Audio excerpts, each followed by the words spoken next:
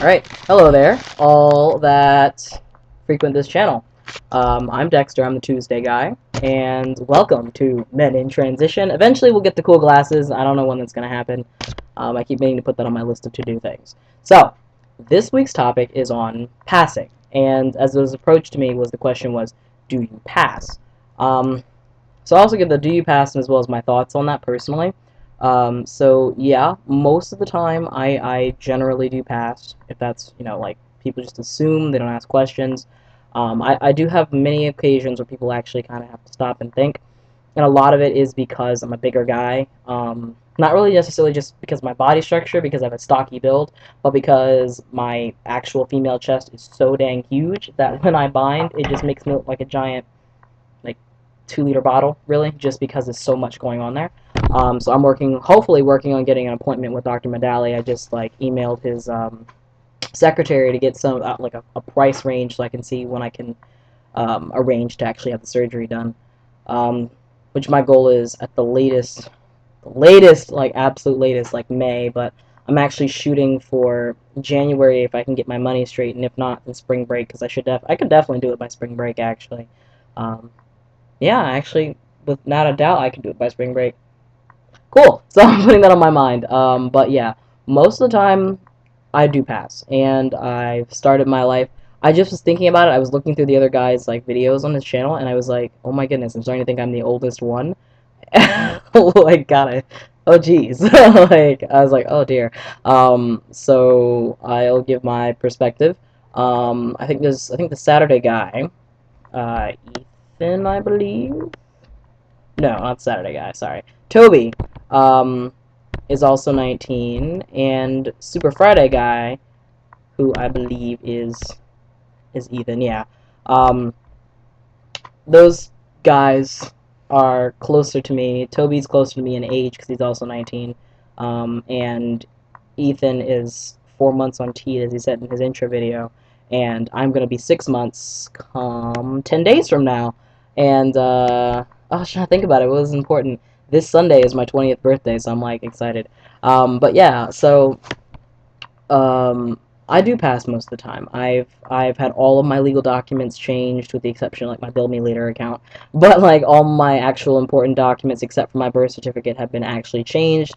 With my next paycheck, I'm going to send the $22 money order out to Virginia, and within 4 to 6 weeks, I should get a copy, um, of my new birth certificate with my new name on it. So it'll have my old gender, my previous gender on it as a sex, because you have to have bottom surgery in the state of Virginia.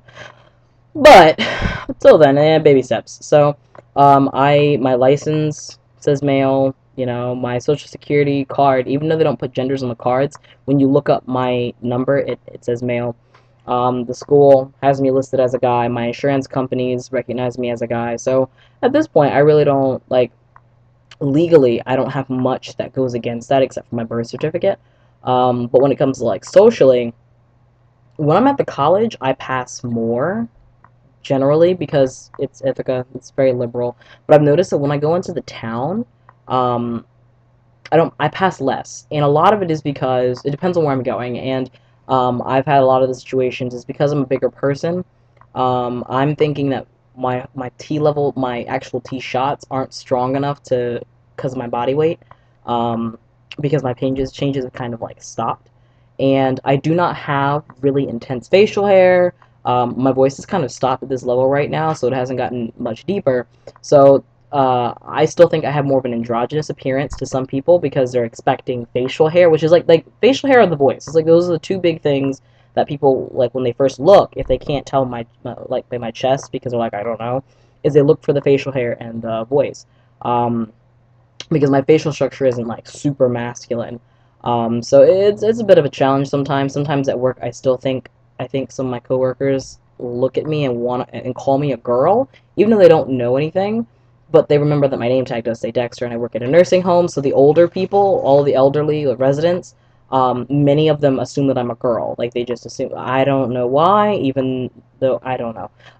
But I think really it is because I'm not, like, my chest doesn't, my front chest exterior does not look like that of a natal male's, and I don't have any facial hair, as well as, like, all my black male coworkers, because pretty much mainly have black male serving coworkers, except for like my manager, kind of Scott, who's white. But the rest of them all have some sort of facial hair, um, and lots of it, kind of. Like they have a whole little big old something going on. So the fact that I don't mix meat, like a baby face in comparison to them.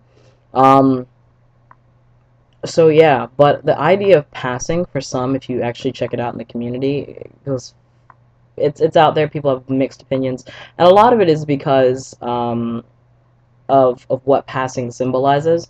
So sometimes passing can it doesn't it's one of those controversies that you will see within this community, because the question is in passing, are you doing it to truly like become facilitate that change, that growth development is going to make you feel better?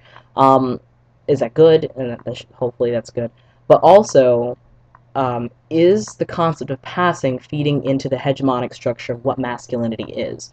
And I'll probably explain more of that on my other channel, because I keep meaning to talk about my class, because I take a men's lives class here, which studies masculinities, and the hegemonic masculinity, which is like that overarching idea of what we think masculine is, and the definition of true, like, in this culture, like traditional hegemonic masculinity is very, very narrow. It's that idea that a man is it's based off of white, heterosexual, middle-class males. Hi! Is that you, Aaron? I'm trying to film a video and you knocked on my door. Alright, yeah, so it's the idea of the heterosexual, white, middle-class males who tend to get married and follow that traditional line of thought, of stoicism. It's very, very particular. So the idea is that there's a concern that many men, instead of creating their definition of masculinity or questioning that, trans men, are trying to become that. And so then there's a lot of uh, struggle behind that. So um, I somewhat pass, but I'm actually very particular that I do not follow strict masculine guides. I display emotion occasionally. I'm actually very expressive with my hands, very expressive with my facial expressions, my body, and it's not just in a comical sense. Um, and I can be very touchy-feely, very jokingly, very I express traits that are generally feminine, specific for the purpose that I do not believe in strict hegemonic masculinity as the go-to for me personally. So that is kind of what it is, and that's just kind of like my opinion. So I do generally pass, and as Trevor said, a lot of it is how you carry yourself. It really is just you have to be able to kind of have the mindset to go with. Um, so I know my friend messaged me, and he won't open the damn door, even though he's outside the damn door. Yeah. So that's basically my Tuesday update, and I will see you all next Tuesday. Check out my actual personal YouTube if you're interested in any of the things I have to say, and I hope you all have a wonderful night. How do I turn this off? My bad.